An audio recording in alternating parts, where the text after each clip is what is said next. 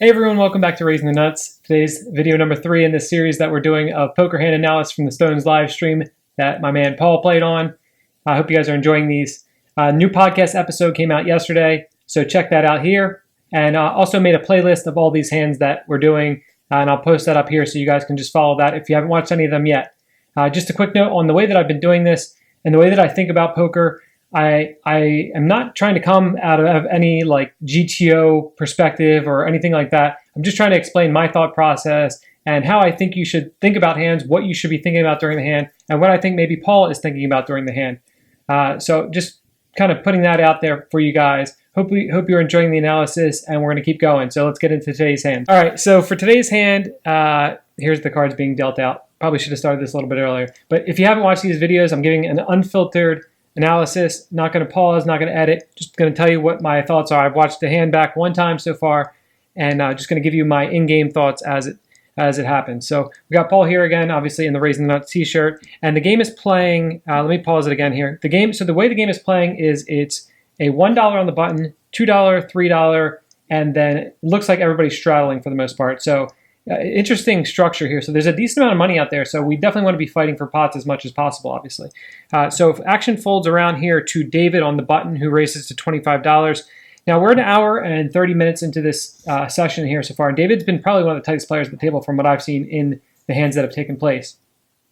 So when he opens on the button, obviously he's going to be opening a little bit of a wider range on the button because there's so much money out there, and obviously he wants to play a lot of hands. He has a pretty sizable stack. Looks like he has somewhere around 3K or so to start the hand. So we're relatively deep here. And he opens to $25. I don't really know what to make of his range other than he's played tight thus far. Would expect him to have a pretty solid hand, but then obviously some decent steal candidates as well. The small blind gets out of the way, and the action to us now in the big blind here. We have $3 out there, I believe. Trying to see what I think it looks like $3 out there. I'm pretty sure that's the way this game is structured. And we look down at King Jack offsuit.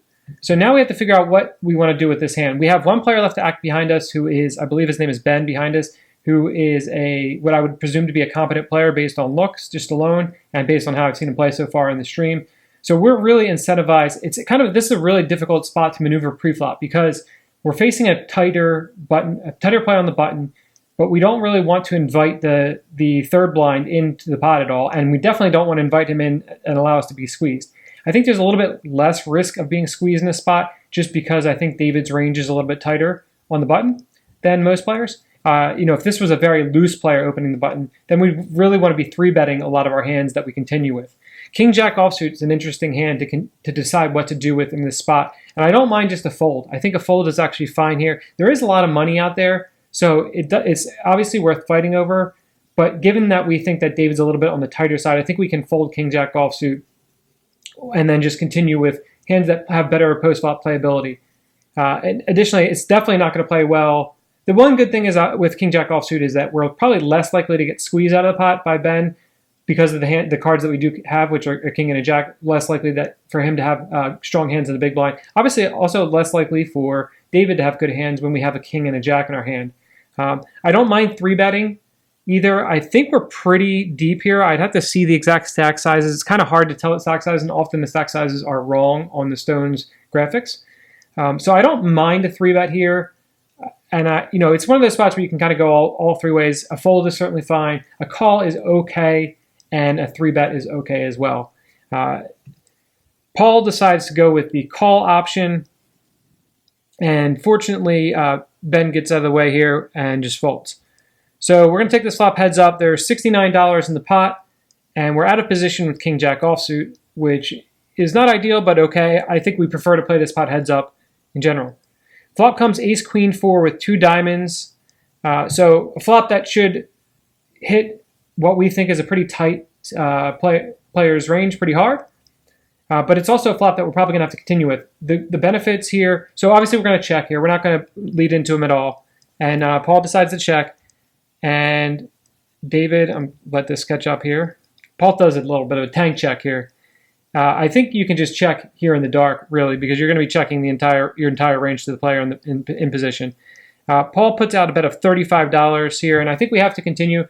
So having king jack is good because we now block combinations of ace king and ace jack from our opponent to have. But when he bets this flop, I think he's very often just saying he has an ace essentially. I don't think he's going to bet under pairs in this board. His bluffs are going to be hands that are similar to ours, like a king jack and a king 10. Maybe some diamond draws, but it's unlikely when there's the ace of diamonds and the queen of diamonds on the board. It's pretty unlikely that he has a diamond draw himself too often when we think he's a pretty tight player. It'd have to be a hand like king jack of diamonds, king 10 of diamonds, jack 10 of diamonds, 10 9 of diamonds, something like that. So when he bets $35, I think we have an easy continue, and we can play across some turn and river cards and go from there. Paul agrees with us and does make the call. It's interesting to note here, if you saw the timing, how the timing went in some of the other hands that we've played so far, Paul acted very quickly in those other spots. So that's something that Paul should be paying attention to as far as if other people are paying attention to the table, to his timing, what can you glean from that information? So maybe that means that Paul's a little bit weaker here, although in the 5-4 of diamonds hand 1 that he played, he bluffed very quickly in those spots. So not really too much to make from that, just something that you want to pay attention to. So Paul does make the call, and we're going to take the turn card, and there's $139 in the pot. And now the turn card is the Queen of Hearts. So this is actually a very good card for us in the big blind in this spot. The player on the button does have a nut advantage in that he's going to have pocket aces, he's going to have ace queen, and we're not likely to have those hands. But he's very unlikely to have king queen, queen jack, queen 10. Most of the time those hands are going to be incentivized to check back flop because it's hard to get value from worse hands on the flop, and the player in position is going to be want to be checking those hands very often. So when a queen comes on the turn, that's very good for us. So this is a spot that I think that we should be leading with a lot of hands in our range here. And you can go 2 different ways here. If you're going to be leading all of your hands, then you can just choose a small sizing. So you could just choose something like $50, which is a third pot, which would be, I think, a fine decision. The other option is to lead a very large sizing and just represent, Queen X type hands, and then you fit your bluffs in there as well. And ideally, this is a pretty ideal combination to lead on this turn because we can get called by some worse hands sometimes if a diamond draw calls. Obviously, we get some. And like I said, we do still have some equity with a 10. Obviously, we could be drawing dead against the very strong hands like ace queen and queens and aces. I forgot to mention queens in the. Obviously, there's only one combination of that, but the player in position has queens. Player out of position doesn't ever have queens. So I guess Paul could have ace queen some of the time here, flatting pre-flop, and then flatting flop and leading turn is a fine play.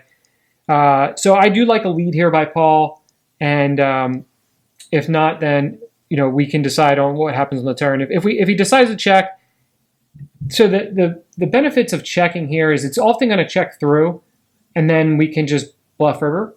But if we are going to be bluffing river, it's probably going to be for large sizings because we're really targeting his ace-x hands. And additionally, we're going to have a lot of bluffs on blank cards. So we're going to have to be sizing up really big. If we just want to do a one-street bluff, then choosing to check here, assuming it's going to check through a lot, and then bluffing big on river is also an okay option, especially in most low live stakes games. So with all that said, we decide to check again after giving it a good long thought. And as you see here, David snap checks back.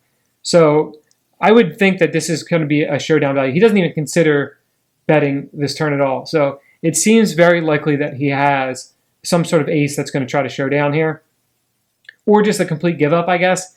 But it's hard to imagine too many. I guess it depends a lot on how David's going to construct his betting range. If he has hands that are opening like 8-9 suited and things like that, is he going to bet this flop with those hands and then just give up? Or is he going to not consider bluffing the turn at all? Are they just white flags? Or are hands like Jack 10, King Jack, King 10, are those just automatic give ups for him as well? I'm not really sure. My general inclination is to think that he has a little bit more showdown when he snap checks back turn here and just trying to get to the river. Now the river card is the 7 of diamonds. So the flush comes in, and now we have a very good bluffing. This is a very good bluffing opportunity for us. We shouldn't have too many bluffs on this card. Most of our bluffs are going to be hands like King 10, King Jack, Jack 10. If we had one diamond in our hand, that would be a better bluffing hand, but the diamond isn't really as relevant because I think there's very few combinations of flushes that David could have, especially when he bets and then checks back so quickly on the turn. I mean, he could have king 10 of diamonds, king jack of diamonds, jack 10 of diamonds, 10 9 of diamonds. Those hands, they're going to happen sometimes. So having the diamond in our hand would be slightly beneficial to block those combinations. But as I said, I think going with the live read here that he has an ace that's trying to show down, I think that we can choose. So this is where where you kind of diverge between theory and what you want to do effectively. So I think when we think he has an ace and we have a bluffing hand here, if we're trying to aim for balance, then we want to choose a sizing where we're indifferent to whether he calls or not with his ace. Because we're going to have an appropriate amount of value hands, we're going to be value betting. What is our value betting range here? Let me get to that first. So we're going to be value betting all queens on this river card that we have. So king, queen jack, queen 10, queen 9 suited. I think that's probably as far as we go down off the top of my head. We're going to be checking our ace-x hands, I think, the vast majority of the time. And then we're going to be betting our flushes. And we have an okay amount of flushes here as well. So, and then our bluffs, like we said, are going to be the king jack, jack 10, king 10 combination. So we want to choose a sizing if we're looking for balance, obviously. We want to choose a sizing that works well for that whole range of hands. If we're looking to just try to generate folds out of some ace-x hands here, we'll also, give him the idea that it's really hard for him to call, but, maybe that we want to bet this size with the flush also. So there's $140 in the pot. I think I like going for around a pot size bet. I think that's the size that makes the most sense with the hands that we're trying to represent here. And, especially with our hand, I think we want to choose that sizing that convinces him that to fold his ace because we have a flush or we have a queen or whatever. And there's just not that many bluffing combinations here. So I think we should go with a sizing around of $130, $140, somewhere in that region. It's not out of the question to overbet, but I feel like with Paul's image, I think we want to go for something in that 120, 130 range. Paul ends up deciding after a decent amount of thought. I do like the fact that he decided to bluff here. We're looking at timing here. He's going for the bluff. And he decides on $85. And I think this is just a little too small. I think, I can see in game why he chose this sizing. If he's thinking to himself, if I have a queen, I'm going to bet this sizing. But I think too often, especially when your opponent has an ace, when you choose this sizing, your opponent just is convinced that maybe you're choosing this sizing with an ace also. And so he just has a pretty easy call when he has a hand like ace-jack or ace-10 or ace-9. So I think this sizing is just a little bit too small. And I would go larger. Now in David's shoes here, what hand should David be calling with? Now, when he snap checks back this turn, he's going to have just an ace lot. If he has flushes in his range, obviously those are very easy calls, and I assume that he should have some flushes in his range. So very easy calls here with those hands. I guess against this sizing, your king high flushes can definitely raise for value versus this sizing. And then you probably call your lower flushes. He doesn't ever have a queen. If he has some hands like aces and ace queen that decided to trap turn, obviously those would be raises. And then you get into ace king, ace jack, ace 10. And the best hands to call with those hands are the ones that contain a diamond because they block a bunch of flushes.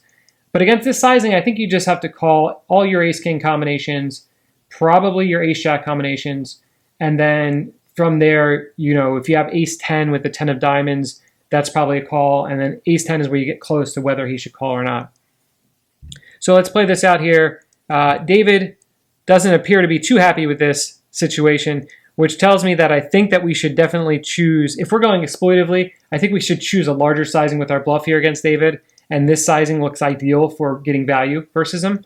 And I know, that doesn't exactly provide balance, but if you're looking to make an exploitative game plan here against an opponent, then I think choosing the sizing that makes sense, that is going to convince him to fold, when you're bluffing, is going to be a little bit larger, and this cry call, works well when you have a queen or you have a flush or whatever. and you just choose that sizing. And I think that's perfectly fine. David does ultimately make the call here. We show the bluff, and David turns over ace king offsuit to win the hand. So, I like the idea that Paul had here to bluff the river. I do think he should choose larger sizing, as I mentioned. And I think the rest of the hand is played fine. Like I said, pre-flop can be a fold, can be a 3-bet. All the options are on the table there. David played his hand fine, I think. Aside from, I think you want to give it a little bit more thought on the turn rather than just snap checking back turn. But besides that, I think he played his hand fine, has an easy call against the river sizing. And that's that. So I hope you guys enjoyed today's hand. And if you did, please hit the like button. Subscribe to the channel if you aren't already subscribed. Leave a comment below with your thoughts on the hand. I will certainly interact and get back to you. Hope you guys are enjoying these strategy hands, and we'll be back here again tomorrow with another one, and I'll talk to you guys later.